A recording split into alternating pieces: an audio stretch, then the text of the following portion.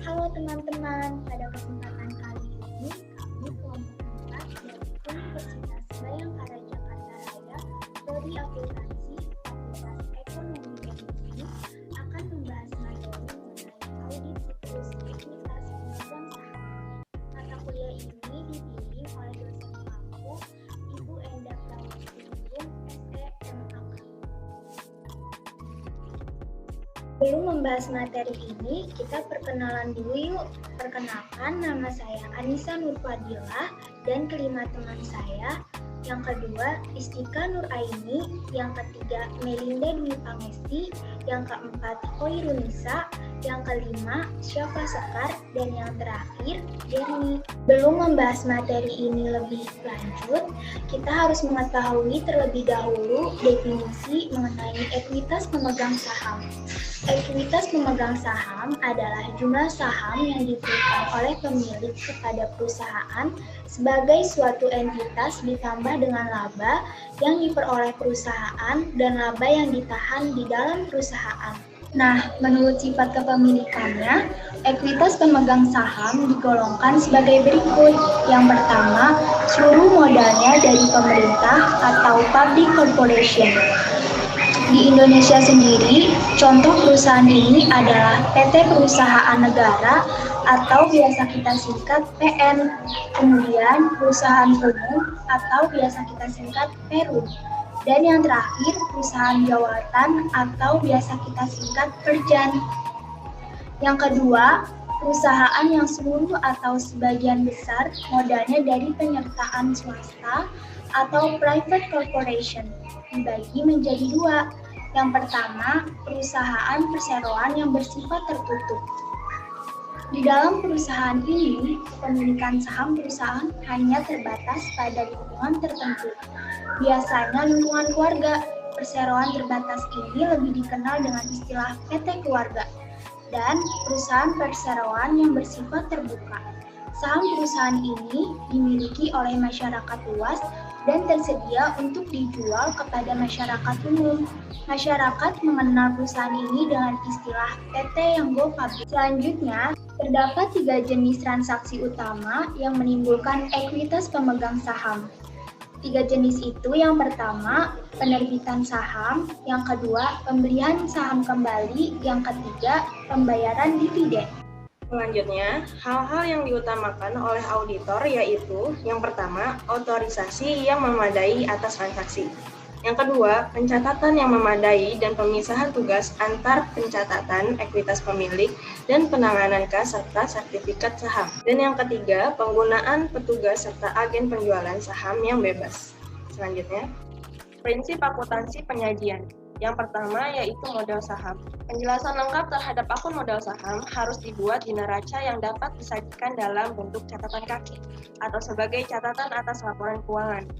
Informasi yang diperlukan oleh pemakai laporan keuangan meliputi jenis saham yang dikeluarkan, nilai nominal dan tarif dividen jika ada, sifat keistimewaan yang dimiliki pemegang saham harus dijelaskan. Misalnya, hak istimewa pembagian dividen, hak istimewa dalam likuidasi perusahaan. Selanjutnya, saham yang diizinkan untuk dikeluarkan, yang telah dikeluarkan, yang ada di tangan perusahaan sebagai treasury stock dan yang beredar. Selanjutnya, jumlah dividen saham istimewa yang belum dapat dibayar oleh perusahaan, baik jumlah total maupun jumlah saham. Yang terakhir, yaitu jumlah saham yang disediakan untuk stock option plans untuk ditukarkan dengan obligasi atau saham istimewa. Yang kedua, treasury stock. Yang pertama itu harus disajikan di neraca dalam kelompok modal saham. Yang kedua, jumlah yang disajikan sebesar cost sebagai pengurang terhadap jumlah modal saham dan saldo laba. Yang ketiga, saldo laba. Perubahan saldo laba dalam tahun diaudit disajikan dalam laporan tersendiri, yaitu laporan perubahan saldo laba atau digabung dengan laporan laba rugi. Audit ekuitas pemegang saham memiliki 6 tujuan. Tujuan yang pertama yaitu memperoleh keyakinan keandalan catatan akuntansi dengan ekuitas pemegang saham. Tujuan yang kedua yaitu membuktikan bahwa saldo ekuitas pemegang saham menunjukkan kepentingan pemegang saham pada tanggal neraca dan terjadinya transaksi.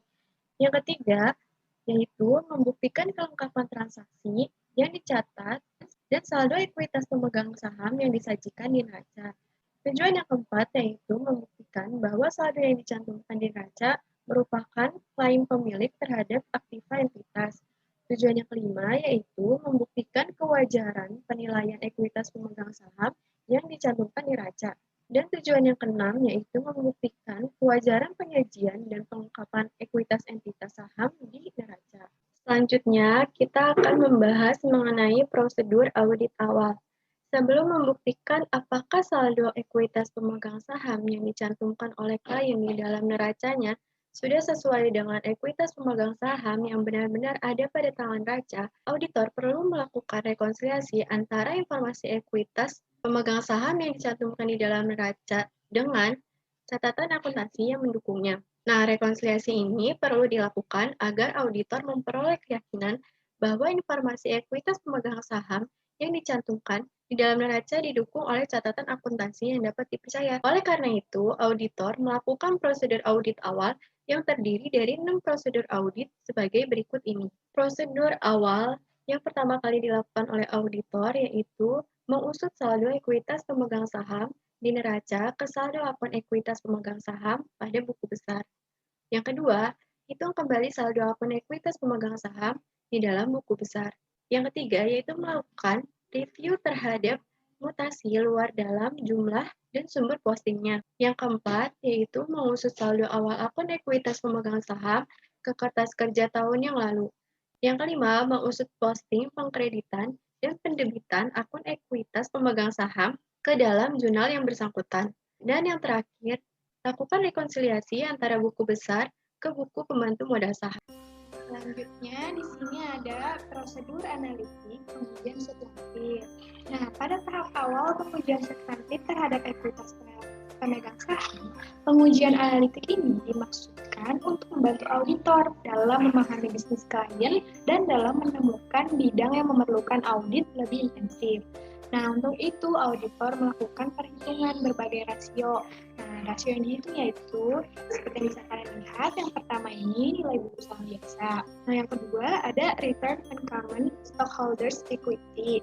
Dan yang ketiga dividend payout. Dan terakhir ada laba per saham atau earning per share. Nah, setelah rasio yang telah dihitung tadi tersebut, kemudian dibandingkan dengan harapan auditor. Nah, misalnya tuh seperti rasio tahun yang lalu, rata-rata rasio industri, dan rata-rata rasio yang dianggarkan. Nah, perbandingan ini tuh membantu auditor untuk mengungkapkan peristiwa atau transaksi yang luar biasa.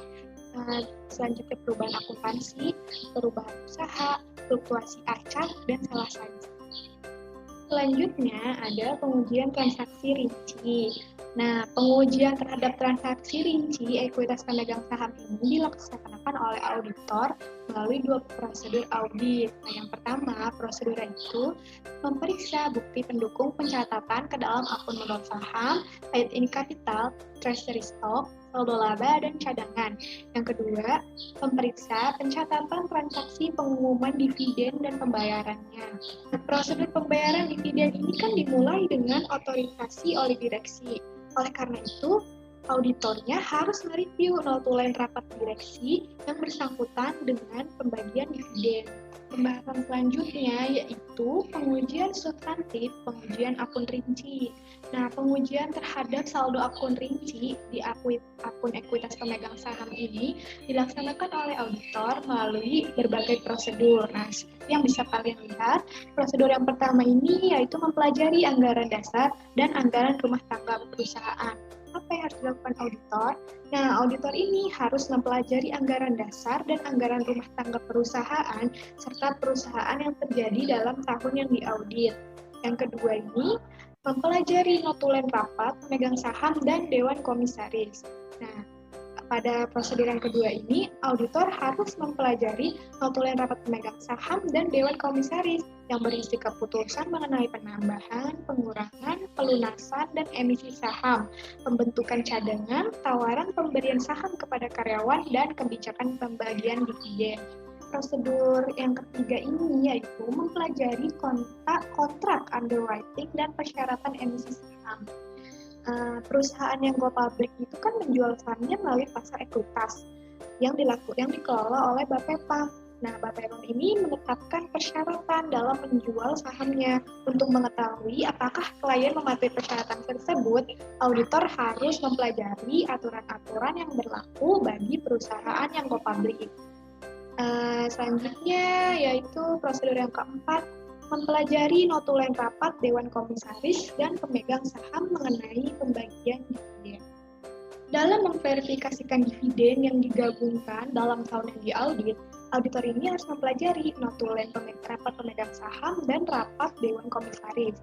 Untuk apa? Untuk memperoleh informasi mengenai otorisasi pembagian dividen dalam tahun yang diaudit. Nah, prosedur yang kelima yaitu mempelajari kontrak antar klien dan independen registrar dan transfer agent. Nah, maksudnya ini kan perusahaan yang sahamnya dijual di pasar ekuitas ini kan diharuskan menggunakan asa independen registrar untuk melindungi pemegang saham dari pengeluaran saham yang melebihi jumlah yang ditentukan atau kecurangan dalam pengeluaran sertifikat saham. Nah, jika independen registrarnya berkepentingan untuk mengawasi jumlah maksimum lembar saham yang beredar, maka transfer agentnya berkepentingan untuk menyelenggarakan catatan yang memperlihatkan siapa pemilik saham pada saat tertentu dan transfer hak pemilik atas sahamnya. Selanjutnya, prosedur yang keenam yaitu mempelajari surat perjanjian kredit dan bond indentures mengenai pasal yang membatasi pembagian dividen. Nah, dengan mempelajari surat perjanjian penarikan kredit dan bond indentures, auditor ini bisa melakukan penilaian mengenai kepatuhan klien atas persyaratan perjanjian kredit tersebut. Selanjutnya ada prosedur yang ketujuh, yaitu melakukan analisis terhadap akun modal saham. Nah, auditor ini berkepentingan untuk menilai kewajaran saldo awal akun ekuitas saham. Oleh karena itu, auditor ini harus melakukan analisis ekuitas saham sejak perusahaan tersebut berdiri sampai dengan awal tahun yang diaudit. Selanjutnya, dalam pengujian substantif, pengujian akuntansi adalah lakukan analisis terhadap saldo. Selanjutnya, lakukan analisis terhadap akun ekuitas pemegang saham. Yaitu, dalam pemeriksaan pertama kalinya, auditor berkepentingan untuk menilai kewajaran saldo awal akun ekuitas saham. Oleh karena itu, auditor harus melakukan analisis ekuitas saham sejak perusahaan tersebut berdiri sampai dengan awal tahun yang diaudit. Selanjutnya, lakukan analisis terhadap akun saldo laba, yaitu auditor melakukan analisis terhadap pendebitan dan pengkreditan akun saldo laba untuk mengetahui apakah semua transaksi yang menyangkut akun tersebut telah diotorisasi oleh yang berwenang. Selanjutnya, dapat konfirmasi dari independen registrar dan transfer agent, yaitu jika klien menunjukkan independen registrar dan transfer agent untuk mengurus transaksi yang bersangkutan dengan saham yang dikeluarkan. Auditor harus mendapatkan konfirmasi dari independen registrar dan transfer agent mengenai jumlah lembar saham yang dikeluarkannya. Selanjutnya, periksa pertanggungjawaban nomor unit, nomor urut, sertifikat saham.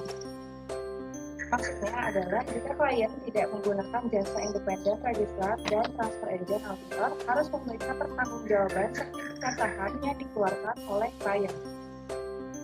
Selanjutnya, periksa semua sertifikat saham yang dibatalkan pemakainya. Maksudnya adalah auditor harus mencatat nomor sertifikat saham yang dibatalkan pemakainya dan memeriksa apakah klien telah memberi tanda khusus sehingga menghindari penyalahgunaan sertifikat yang sudah dibatalkan tersebut. Selanjutnya, selidiki adjustment yang berasal dari tahun sebelumnya yang dicatat di dalam akun laba ditahan. Maksudnya adalah auditor harus menyelidiki pendebitan dan pengkreditan akun saldo laba yang diberi keterangan sebagai adjustment tahun sebelumnya untuk menentukan apakah klien telah mencatat sesuai dengan prinsip akuntansi terterima umum di Indonesia. Lalu yang terakhir, ada lakukan analisis terhadap akun treasury stock. Maksudnya adalah auditor harus membuat daftar sertifikat saham sebagai treasury stock tersebut di dalam suatu kertas kerja yang memperlihatkan nomor urut sertifikat dan jumlah lembar sertifikatnya. Pembahasan selanjutnya yaitu verifikasi penyajian dan pengungkapan. Yang pertama ada periksa pencatatan transaksi emisi saham untuk menentukan pemisahan jumlah ekuitas pemegang saham dan back-in capital. Yang kedua ada periksa penyajian treasury stock, Yang ketiga, ada periksa penyisihan saldo laba dalam tahun yang diaudit. Yang terakhir, ada periksa penjelasan yang bersangkutan dengan unsur ekuitas pemegang saham. Di sini ada kasus mengenai ekuitas pemegang saham yang dialami oleh PT Karina Utama. Sebelum mengenai kasus, kita pengenalan dulu tentang PT Karina Utama. PT Karina Utama Tbk merupakan perusahaan yang bergerak pada bidang perdagangan dan jasa konsultasi manajemen di bidang telekomunikasi serta pemasangan, pengujian, dan uji kelayakan berbagai jenis produk dan peralatan telekomunikasi. PT Karina Utama Tbk memperoleh surat pernyataan efektif dari Bapepam LK untuk melakukan penawaran umum perdana IPO atas 210 juta saham atau setara 25,95% dari modal disetor kepada publik dengan nilai nominal 100 per saham dan dengan harga penawaran 160 per saham. Dari hasil penawaran umum tersebut, PT Karina Utama Tbk mendapatkan dana senilai 33,6 miliar. Dalam dokumen laporan keuangan 2008, nilai aset perseroan terlihat naik hampir 10 kali lipat dari 7,9 miliar pada tahun 2007 menjadi 76 miliar pada tahun 2008. Adapun ekuitas perseroan tercatat naik 16 kali lipat menjadi 64,3 miliar dari 4,49 miliar. Dalam laporan keuangan audit 2009, Katarina mencantumkan ada piutang usaha dari MIG sebesar 8,606 miliar dan pendapatan dari MIG sebesar 6,773 miliar. Selain itu, PT Karina Utama Tbk melakukan penggelembungan aset dengan pemasukan sejumlah proyek fiktif senilai 29,6 miliar. PT Karina Utama Tbk diduga melakukan penyalahgunaan dana hasil IPO sebesar 28,971 miliar dari total yang diperoleh sebesar 33,60 miliar. Realisasi dana IPO diperkirakan hanya sebesar 4,629 miliar pada tahun 2010. Jumlah aset terlihat menyusut drastis dari 105,1 miliar pada tahun 2009 menjadi 26,8 miliar. Ekuitas anjlok dari 97,96 miliar menjadi 20,43 miliar. Adapun pendapatan yang tadinya sebesar 29,9 miliar hanya tercatat 3,7 miliar. Perseroan pun menderita kerugian sebesar 77 miliar dari periode sebelumnya yang memperoleh laba sebesar 55 miliar. Selanjutnya, mari kita menganalisis penyebab terjadinya penyalahgunaan dana IPO dan manipulasi laporan keuangan PT Karina Utama Tbk. Penyalahgunaan dana penawaran umum disebabkan karena adanya kelemahan dalam pengendalian internal PT Karina Utama. Meskipun belum ada pernyataan dari otoritas bursa mengenai keterlibatan pihak yang mengaudit laporan keuangan 2008, namun kuat dugaan adanya keterlibatan pihak auditor. Dugaan keterlibatan pihak auditor semakin kuat setelah KAP Ahyadi Wadisono melakukan audit atas laporan keuangan 2010 dan memberikan opini disclaimer karena tidak dapat melakukan konfirmasi atas transaksi yang ada. Selanjutnya, kita akan membahas bagaimana penyelesaian kasus yang dilakukan oleh otoritas yang berwenang. Badan Pengawasan Pasar Modal merupakan lembaga atau otoritas tertinggi di pasar modal yang melakukan pengawasan dan pembinaan atas pasar modal. Bapepam LK sebagai regulator dalam bidang pasar modal berwenang mengadakan pemeriksaan dan penyelidikan terhadap setiap undang-undang pasar modal dan atau peraturan pelaksanaannya. Demi efektivitas operasional dan transaksi, pemerintah memutuskan untuk menggabungkan Bursa Efek Jakarta sebagai pasar saham dengan Bursa Efek Surabaya sebagai pasar obligasi dan derivatif. Badan Pengawasan Pasar Modal dan lembaga keuangan masih melakukan pemeriksaan terhadap adanya dugaan penyelewengan dana penawaran saham perdana yang dilakukan PT Karina Utama Tbk. Setelah dilakukan pemeriksaan dan penyidikan, ternyata PT Karina Utama Tbk terbukti melakukan hal tersebut. Akhirnya PT Karina Utama Tbk diberikan sanksi oleh Bapepom, yaitu pemberian sanksi administratif oleh otoritas bursa. Sesuai dengan Undang-Undang Nomor 8 Tahun 1995 tentang pasar modal dan delisting dari Bursa Efek Indonesia, setelah selama 2 tahun sebelumnya, saham PT Karina Utama Tbk yang berkode RINA disuspensi dan tidak akan diperdagangkan kembali.